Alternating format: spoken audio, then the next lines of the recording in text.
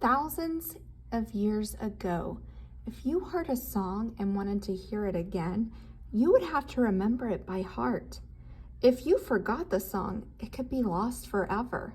1,000 years ago, no one could write down even a single note of music. There were no notes. There were no staffs, no clefs, no sharps, no flats. There was no written music at all. 1,000 years ago, in a small city in Tuscany, Guido of Arezzo learned to sing by rote like all the children in the choir. The choir master sang a song and the children repeated the song they heard. When someone needed a reminder, the choir master had to sing the song all over again. There was no way to read the sounds of a song like words in a book, because only the words of a song could be written. Words alone are not enough to keep a song alive forever.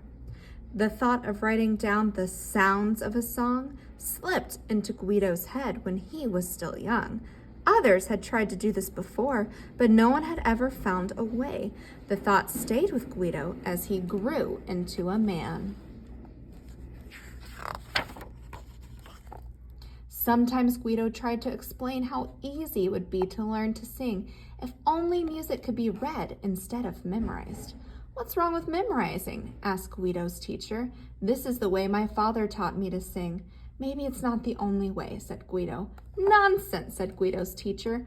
"All day long I teach children to memorize their songs. What would I do all day if children could learn songs without me? Everything would change."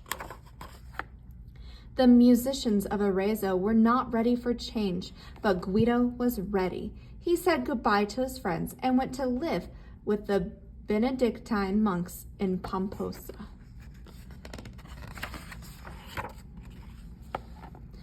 Again, Guido tried to explain how easy it would be if only music could be read like words in a book. "We already know how to sing," said the monks in Pomposa. "We love our music the way it is." Brother Michael stood right next to Guido. He was the only monk who was really listening. "So I could make up a song and write it down," he said, "and you could read it and sing it before you hear it. It would be like a book. Anyone could sing it if the music could be written. Think of that." "Exactly," said Guido. "The choir masters won't have anything to do anymore," said Brother Michael. "They'll have different things to do," said Guido. Guido began to write on parchments with his quill and ink, even before his thoughts were clear. Sometimes he tried to explain what he had written to Brother Michael. Brother Michael praised Guido when what he saw was clear. He complained to Guido when what he saw was not. Guido collected more letters and numbers and symbols than he knew how to use. His collections filled his room. His collecting filled his years. But how could he put them together? What should be included? What should be left out? Guido thought about writing down the sounds of songs during his lunches and vespers, his late nights, his walks into the woods. He thought during homilies and lessons. He thought while planting in the garden, comforting the sick, mending the monks' robes, even when he was busy teaching children to sing, and even when he himself was singing, Guido was always thinking about written language for music. Bit by bit, Guido began to build his musical system, but how could he put all the pieces together in a way that someone else would ever be able to understand? Guido shut his eyes and held his head. "You almost have it now," said Brother Michael. "No, I don't," said Guido. He pounded his head on the table. He put his head down and started to cry. "I just can't do it," he said. "Guido," said Brother Michael, "every day you get a little closer to the answer. You can't give up now." And then Guido had his epiphany. Guido organized his thoughts onto fresh parchments. Brother Michael was the first to see. "Thank you for having faith in me," said Guido. "I only listened while you worked," said Brother Michael. "Soon everyone else will be able to listen too." But the other monks in Pomposa were still not ready to listen.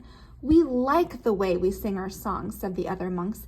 "If you want to write a story. If you want to read a book. If you want to sing the way you were taught. Leave us alone, Guido. Maybe it's time for you to go home." And so Guido decided to go back to his first home, back to Arezzo. "I'll write you letters," said Brother Michael. "I'll send you songs," said Guido. Guido sang his way back to Arezzo. "Guido's back," said his old friends. Everyone had missed him. "Welcome home, Guido." Teodaldo asked Guido to become the master of the children's choir. "I'll do it," said Guido, "and I'll teach the children to read music. They will prove to everyone that it is possible." "Say that again," said Teodaldo. "What in the world are you talking about?" "Look," said Guido. He held out his hand. "Pretend my fingers are lines. Don't look at my thumb. What do you see in between my fingers?" "Nothing but empty spaces," said Teodaldo. "Right," said Guido. "There are lines and spaces. Pitches go up in order from low to high. Each pitch has its place, either on a line or in a space. These are the pieces of the puzzle." "Go on," said Teodaldo. Everyone was listening now. "Go on," said the others. They had begun to understand at last. Guido took a parchment out of his bag. "Here is a song you cannot know," he said, "because I composed it. I've written it down. No one has ever seen it or heard it, except for the words, which come from an old poem. Remember that each line and each space has its own unique pitch? All right, let me hear all of you sing it together." Toledaldo and the others read Guido's music. They sang his song. "Bravo," said Guido. Guido did teach the children in the choir to read music. Soon, all the world was listening. When the Pope learned how to read music, he invited Guido to move to Rome. Guido was pleased to visit, but even the Pope couldn't persuade him to move away from home again. "I am Guido of Arezzo," said Guido di Arezzo, and 1,000 years later, that is how he is still known.